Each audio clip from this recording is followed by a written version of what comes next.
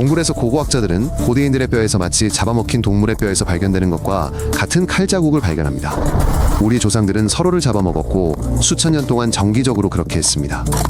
유럽에서 아시아에 이르기까지 전 세계에서 식인 행위의 증거가 발견됩니다. 뼈에는 돌칼로 긁은 자국이 있고 망치로 뼈를 쪼개 뇌를 빨아먹었으며 두개골은 부수고 긁어서 내부가 반짝거릴 때까지 깎아냈습니다. 과학자들은 그 이유에 대해 논쟁을 벌이고 있습니다. 굶주림 때문에 약하고 병든 자를 잡아먹었는지 아니면 적을 물리친 후의 의식이었는지에 대한 논쟁이 있지만 분명한 사실은 동굴에 살던 사람들이 여성과 아이들을 포함한 동족을 잡아먹었다는 것입니다. 어떤 아이들의 뼈에는 칼자국보다 이빨 자국이 더 많이 남아 있습니다. 선사시대 사람들은 기온이 영하 40도까지 떨어지고 유럽의 절반이 두꺼운 빙하로 뒤덮였던 빙하기를 견뎌냈습니다. 겨울은 9개월 동안 지속되었고 여름에도 눈은 녹지 않았으며 최고 기온은 영상 5도에 불과했습니다. 바로 그곳이 우리 조상들이 살았던 곳입니다. 당시 사람들의 평균 수명은 사냥 중 부상, 굶주림, 추위, 감염 등으로 25에서 30세였습니다. 극소수의 운 좋은 사람들만이 장수했습니다. 40세까지 산 사람은 노인으로 여겨졌고 손주를 볼 수 있었던 사람은 거의 없었습니다. 매일매일이 생존을 위한 투쟁이었으며 사냥에서 한 번의 실수나 불 없이 추운 밤을 보내는 것은 온 가족의 죽음을 의미했습니다. 사람들이 동굴인에 대해 이야기할 때 그들은 수만 년 전 지구에 동시에 살았던 여러 다른 인류종을 지칭하는 것입니다. 가장 유명한 것은 땅딸막하고 엄청나게 강했던 네안데르탈인입니다. 그들은 20만 년 동안 유럽에 살다가 4만 년 전에 멸종했습니다. 현생 인류는 아프리카에서 나와 점차 지구 전체로 퍼져나가면서 다른 고대 인류종들과 서식지를 바꾸거나 이종교배를 했습니다.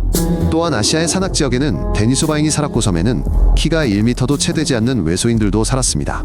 어떤 종들은 뼈 조각을 통해 최근에야 발견되기도 했습니다. 이 모든 종들은 만나고 싸우고 교역하고 심지어 자녀를 공유하기도 했습니다. 여러 인류종이 하나의 영역을 공유하며 지구에 살았던 것입니다. 5만 년 전 유럽과 아시아에서 놀라운 일이 일어났습니다. 서로 다른 인류종이 직접 만나 삶의 방식을 결정한 것입니다. 현대 인류가 유럽에 도착했을 당시 네안데르탈인은 이미 20만 년 동안 그곳을 지배하며 모든 동굴과 길을 꿰뚫고 있었습니다. 과학자들은 네안데르탈인의 유전자가 여전히 우리 DNA에 남아있다는 사실을 통해 이 두 종이 연애관계를 맺고 자녀를 낳았음을 증명했습니다.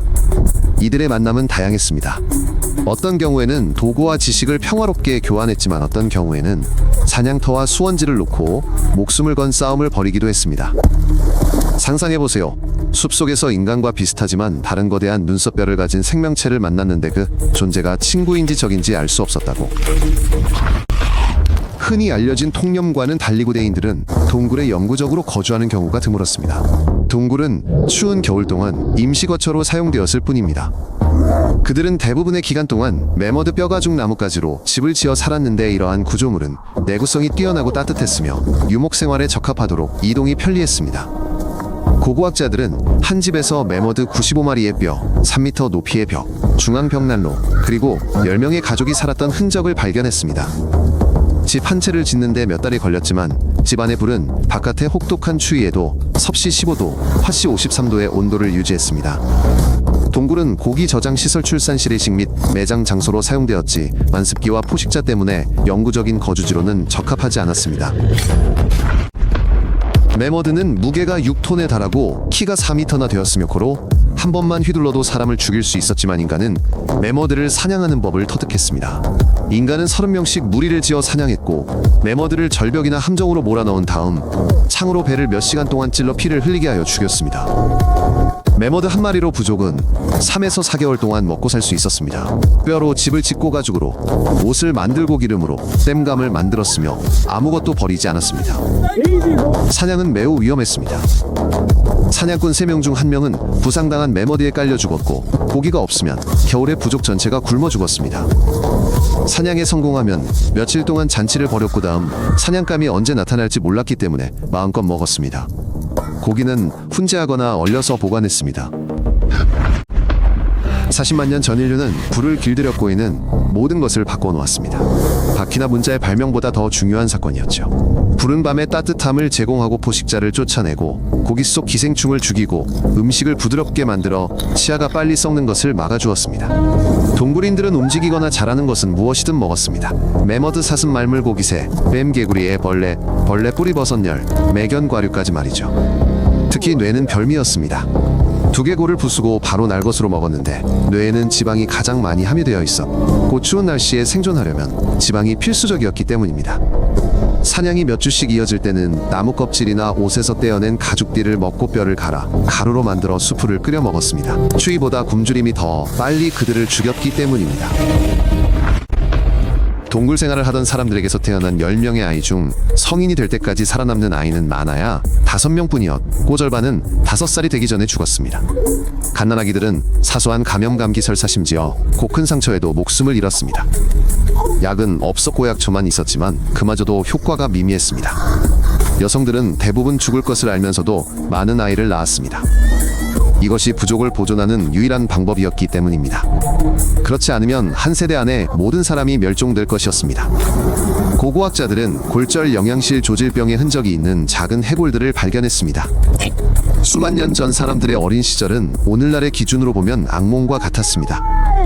부모들은 아이들을 동굴의 묻고돌과 뼈로 만든 장난감을 곁에 두어 오늘날 우리가 자녀를 사랑하는 것처럼 아이들을 사랑했음을 보여주었습니다. 유럽의 깊은 동굴에는 4만 년 된 그림들이 보존되어 있습니다. 들소말, 매머드 손자국 그리고 기묘한 상징들이 그려져 있습니다. 예술가들은 횃불에 의지해 칠흑 같은 어둠 속에서 붉은 황토검은 수 그리고 동물성 지방으로 만든 물감을 사용하여 손가락으로 그리거나 뼈 사이로 입김을 불어넣어 그림을 그렸습니다. 어떤 그림들은 너무 좁아서 배를 깔고 기어 들어가야만 할 정도인데도 사람들은 예술이나 의식을 위해 그곳에 들어갔습니다. 아마도 이곳은 샤먼들이 사냥 전에 동물의 정령과 교감하던 신성한 장소였거나 어린 사냥꾼들을 훈련시키던 곳이었을 것입니다.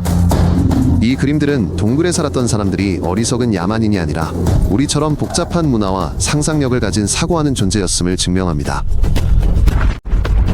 고고학자들이 두개골이 부러지고 뼈가 부러진 수백 구의 해골이 들어있는 만년된 집단 매장지를 발굴하고 있습니다.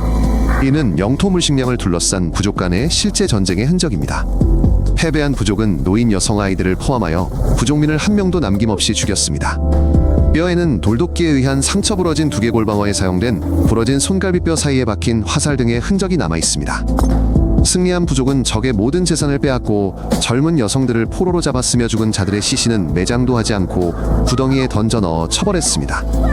전쟁은 너무나 잔혹하여 부족 전체가 후손을 남기지 않고 영원히 사라졌으며 심지어 이름조차 기억하는 사람이 없었습니다.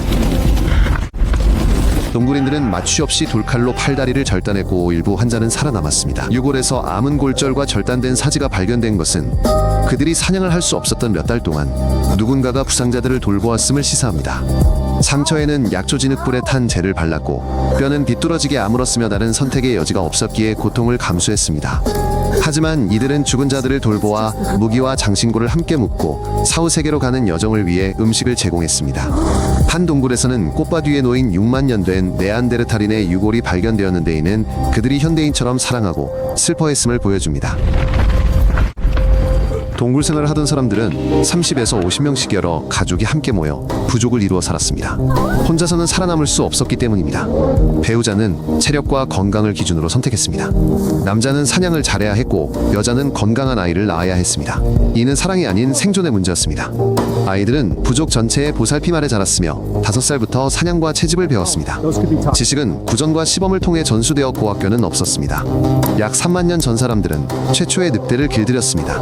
늑대는 사냥을 돕고 밤에는 캠프를 지키고 남은 음식을 먹고 짖는 소리로 포식자를 경고했습니다. 점차 늑대는 가족의 일원이 되어 아이들과 함께 난로 옆에서 잠을 잤고 수천 년에 걸쳐 인간이 길들인 최초의 동물인계로 진화했습니다. 250만 년 전 최초의 도구가 등장했습니다. 고기를 자르고 뼈를 부수어 골수를 얻는 데 사용되는 단순한 날카로운 돌이었습니다. 1000년이 지날 때마다 도구는 더욱 정교해졌습니다. 돌촉이 달린 창칼, 가죽, 글깨옷을 꿰매는 데 사용하는 뼈 바늘 등이 생겨났습니다. 30만 년 전 인류는 언어를 발달시켰고 지식은 이제 몸짓뿐 아니라 말로도 전달될 수 있게 되어 사냥 계획을 미리 세울 수 있게 되었습니다. 언어는 엄청난 이점을 제공했습니다.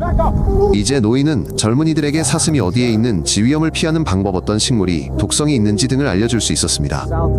의사소통과 지식 공유에 능숙한 부족이 더 오래 살아남았고 지능이 높고 말솜씨가 좋은 사람들은 자신의 유전자를 후손에게 전했습니다. 7만 년 전 소수의 사람들이 아프리카를 떠나 남극 대륙을 제외한 모든 대륙으로 점차 퍼져나갔습니다.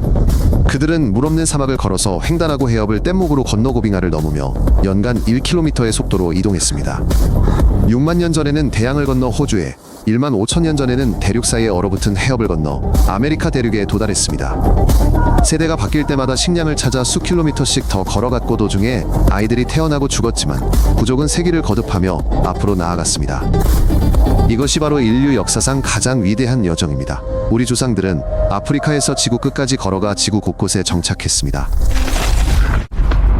약 4만 년 전 네안데르탈인은 유럽과 아시아에서 20만 년 동안 번성한 후 완전히 사라졌습니다.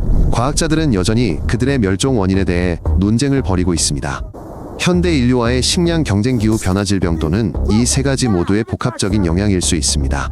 현대 인류는 계획성이 뛰어나고 집단 생활에 능했으며 더욱 정교한 무기를 개발하여 유리한 위치를 차지했습니다. 마지막 네안데르탈인은 남유럽의 동굴에서 소규모로 고립된 생활을 하다가 완전히 멸종했습니다. 현대 인류가 단순히 더 공격적이어서 전쟁으로 경쟁자를 제거했거나 네안데르탈인이 현대 인류와 혼인관계를 맺었을 가능성도 제기되고 있습니다. 아프리카에 사는 사람들을 제외한 모든 현대인은 2에서 4%의 네안데르탈인 DNA를 가지고 있는 데에는 우리 조상들이 서로 교배했음을 증명합니다. 네안데르탈인의 유전자 중 일부는 오늘날 우리에게 도움이 됩니다. 질병에 대한 면역력을 강화하고 피부색에 영향을 미치며 지방 소화를 돕고 추위로부터 우리를 보호합니다. 동굴 생활을 하던 네안데르탈인으로부터 우리는 팀워크 도구, 제작 미래 계획, 약자, 돌보기, 매장, 그림 그리기 등의 능력을 물려받았습니다. 숲에서 불을 피우거나 개를 쓰다듬거나 그림을 그릴 때마다 우리는 수만 년 전 조상들이 했던 행동을 반복하고 있는 것입니다. 이 내용이 흥미로웠다면 구독 버튼을 눌러 새 에피소드를 놓치지 마세요. 저희는 모든 내용을 간결하고 명확하게 전달합니다.